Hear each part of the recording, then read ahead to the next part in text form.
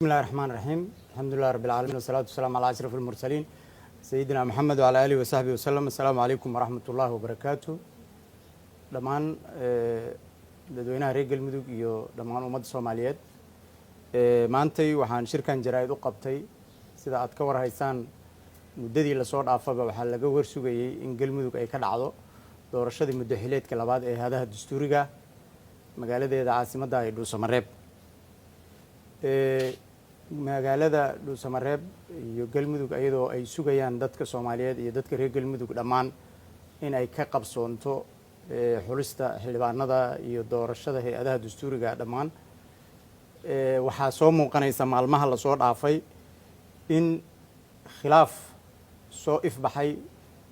oo u dhaxeeyo dowladda federalka iyo maamulka ahlusuna wal jamaa waxaad ka warhaysaan in horay heshiis lagu wada galay magaalada dhusa mareb dalka Jabuuti lagu soo galay ay ku galeen madaxweynaha dowlad goboleedka galmudug muddo xileedkiisa wali uusan wareejin xilka madaxweynaha xaaf iyo maamulka ahlusuna wal jamaa kaas oo lagu dhameystiray maamulkii galmudug oo ku shaqeynay dhusa mareb muddadii ay labada sano ahayd ee heshiiska ay ahaayeen maamulka ahlusuna iyo maamulka galmudug oo dhameystiran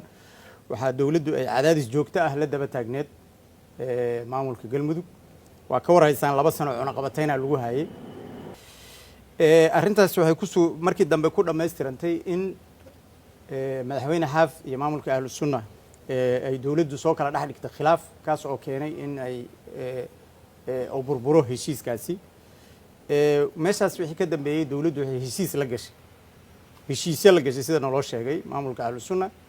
in la dhiso nidaamka soo socda ayadoo lagu heshiiyey in la wada dhiso guddiga farsamada iyo kadibna xildhibaanada waxaa hadda muuqanaysa in dowladda federaalka oo ay tilaabo gooniya ku dhisatay guddi farsamo maamulka ahlusuna uu dhisay guddi farsamo waxaa muuqanaysa in la soo dhaweeyay kii dowladda la soo dhaweeyay kii ahlusuna maamulkeedii shalay ay isdoorteen kuwii dowladda maantay sida aan ka warhayno ay baarlamaanka galmudug fadhiyay ay ansixiyeen kuwii maamulka ahlusuna waxaan sidoo kale ka warhaynaa in ciidamo lagu daabulay magaalada dhusa mareb saakay waxaa la geeyay 100 askari oo ka tirsan ciidamada gorgor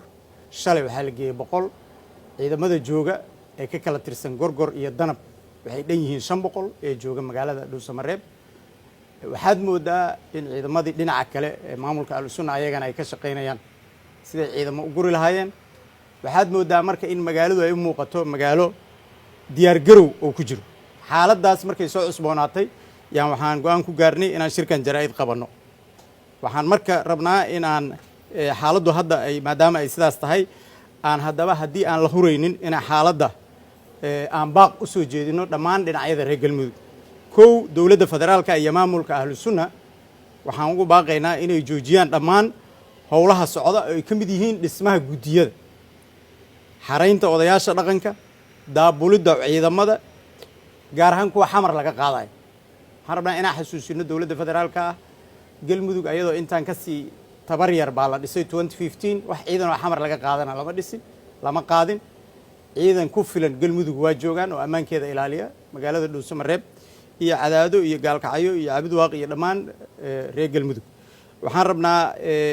dowladda markaan ugu baaqaynaa in la joojiyo number 2 in la isugu yimaado gogol ay ku wada hadlaan reer galmudug ay u dhan yihiin si loo dhiso maamul ciidan